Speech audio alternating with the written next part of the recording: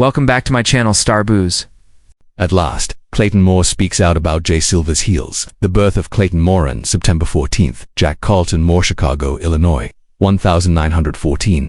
In his early years, Moore demonstrated exceptional athleticism and talent. When I was a young man, he engaged in an acrobatic performance with the trapeze act of the Flying Bears, obtaining agility and self-control that would eventually control to his on-screen physical release as well as television. His attractiveness and an athletic physique provided access to Hollywood, where Moore had by the 1930s started performing as an actor and stuntman in low-budget cows and westerns. With time, he had consistent work in the movie industry, frequently showing up in supporting parts in B-westerns and adventure flicks. Moore is not yet well known, but was establishing himself as a trustworthy actor in roles that require physical exertion. For Moore, everything changed in 1949 when he was chosen to play the main character in the television adaptation of Lone Ranger of the really well-liked radio program. With his powerful, deep voice, imposing look, and a strong screen, Moore carried the masked Texas with him, bringing Ranger to life in a manner that instantly won over millions of hearts. Riding Silver, the White Stallion, accompanied by his devoted native, plays Tonto, an American friend. Moore's depiction of the Silverheels,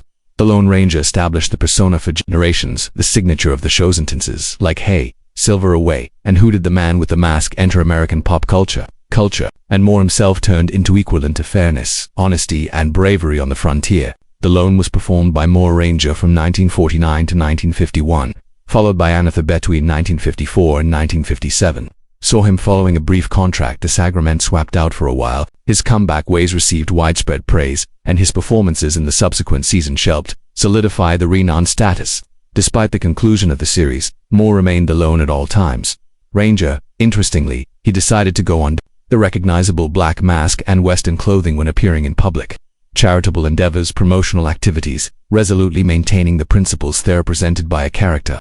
To learn more, the Lone Ranger was more than a character. It was a personal philosophy, a moral compass, and a public service. At the height of his renowned tenure as Clayton Moore, the Lone Ranger did not confine himself just to his renowned disguised role. He appeared in more TV shows that feature breadth range of his acting abilities. In 1952, Moore appeared as a guest star on an episode of the well-known Book Adventures of Kit Carson Western television shows syndicated by an actor Williams Bill.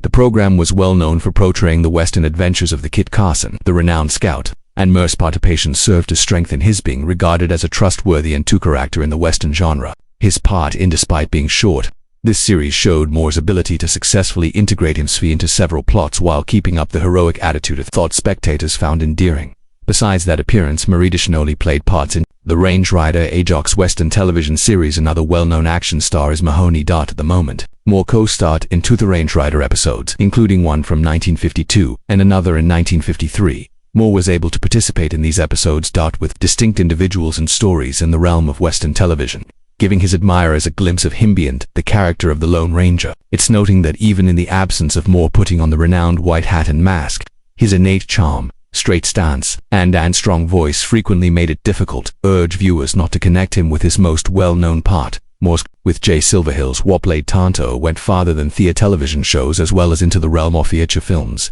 They co-starred into Lone Ranger motions in full-length images 1956's The Lone Ranger and the Lost City of Gold and The Lone Ranger 1958. These movies introduced the cherished characters to the big screen and enlarged the Lone Ranger's mythology.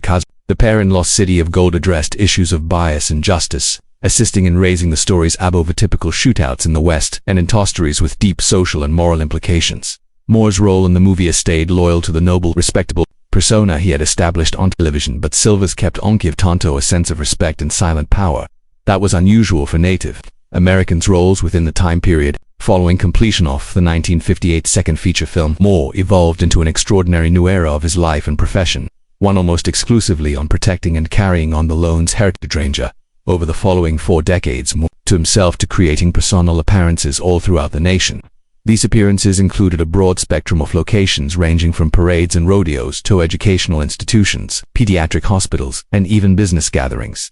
He turned into a representation of morality and fairness, not only on screen, but in actuality. Among the more distinctive inders during this period were his participation in the advertising of a short-lived Lone Ranger chain Southern California dining establishments. However, the eateries were short-lived. Long. They demonstrated the influence of culture. Of Moore's character and the power of Lone Ranger name at the time.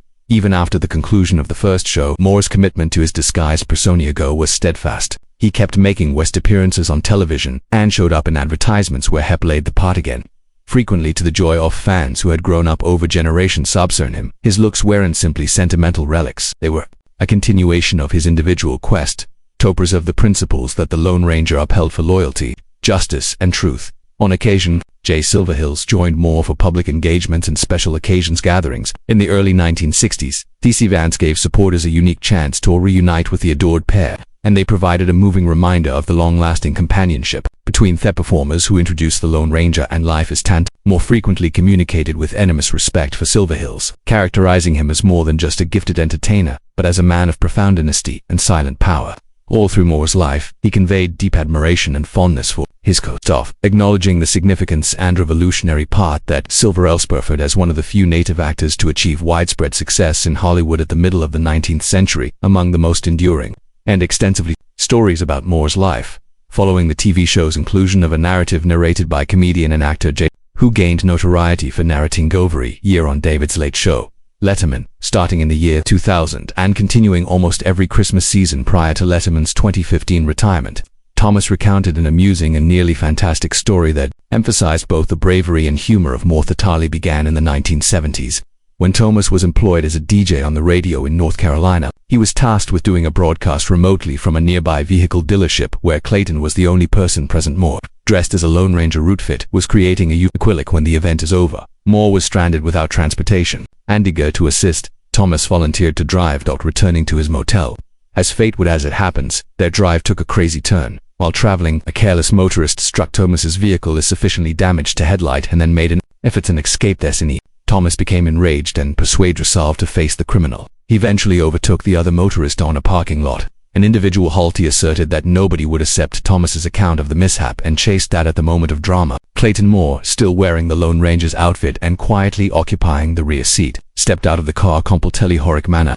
He gazed at the astonished and disbelieving man and said, "Citizen, they'll believe me." The statement, given with most distinctive gravitas, instantly changed encounter's momentum. It was therapeutic justice of the sort that could only occur to a person in real life who had completely inhabited the role he performed. This tale turned into a popular holiday custom on Letterman's program and evidence of the enduring influence of activities on and off screen. Despite J. Thomas's one-year absence recounting the story, it turned into a defining characteristic of his own legacy and a homage to Moore's timeless enigma. In 1964, when he was most famous, yet looking for a more tranquil and stable existence out of the continuous light of Clayton, Moore made a movie in Hollywood. Important and perhaps unexpected voice. He and his spouse relocated, together with their small daughter Clarita, Golden Valley suburban community, Minnesota, situated immediately west of the city center Minneapolis.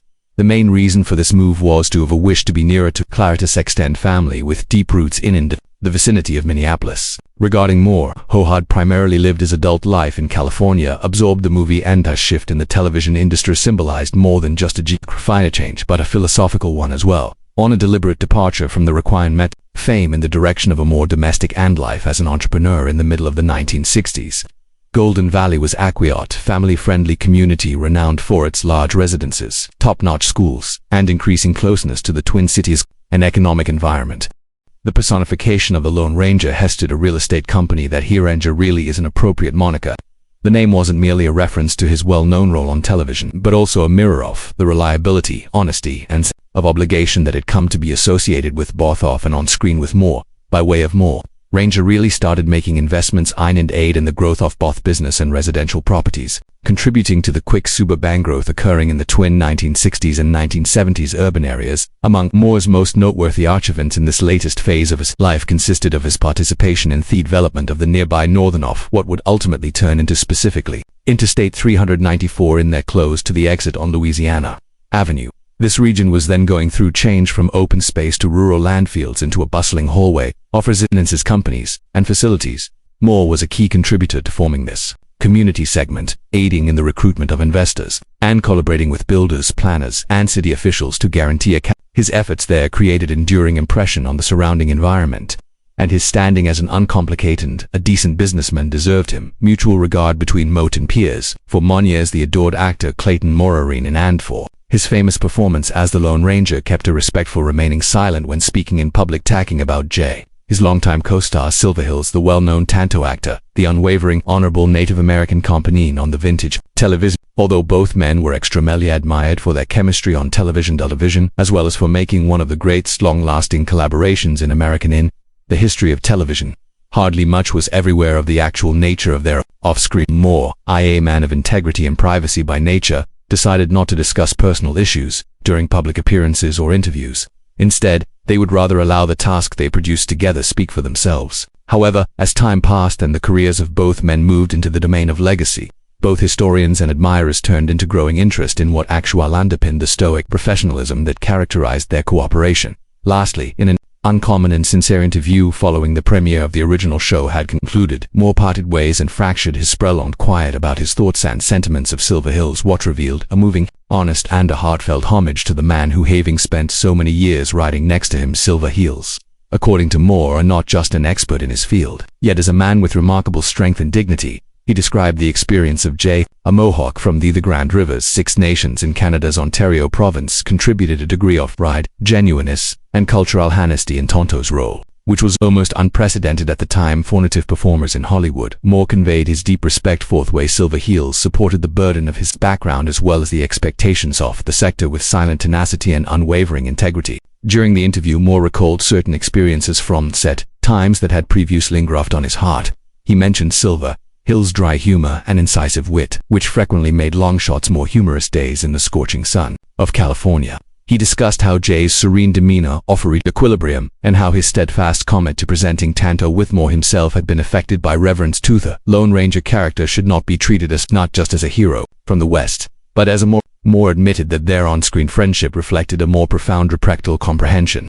Even if they were not always close off-screen directly, he acknowledged that at the height of the popularity of the show, both men had been so concentrated on the task and the enormous obligation to represent such famous figures that weren't very space for relaxed bonding. However, Moore additionally expressed his sorrow at the way the industry had frequently overlooked the wider contributions of Silverheels. He regretted the small number of positions accessible to Native American performers in that time period and expressed the opinion that Jay had been wrongly stereotyped in spite of his significant ability, wit, and more fervently expressed that Silverheels deserved much more acknowledgement, both as Tonto and as a pioneering Native American Hollywood representation. He apologized for not saying anything, released sooner or more forcefully in favor of his ex-co-star, recognizing the complexity of the eras in which they lived and the unsaid conflicts that frequently control professional behavior in the 1950s television business. Moore considered Jay Silverheels' later years, his medical issues, and in his support of indigenous actors, so with an obvious sense of reverence based on years of self-reflection. I remembered going to occasions where Silverheels received recognition,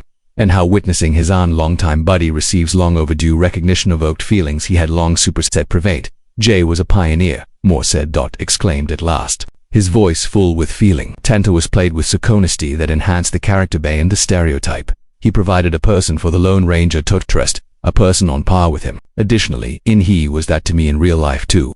Despite wearing the mask, Jay was the show's heart. Clayton Moore to discuss Jay at La Silverheels weren't only a fashion statement, honoring a father who had supported his side in one of the most popular renowned collaborations, but also a lengthy long-needed recognition of the calm power and lasting impact of his co-star. When Moore finally spoke, he provided fans get a unique look at the relationship in being two individuals who had joined forces to create vows of devotion, justice, and lasting companionship for many generations of you as the most adored actor. Clayton Moore, renowned for his legendary depiction of the December saw the death of Lone Ranger, 28, 1999, at 85 years old.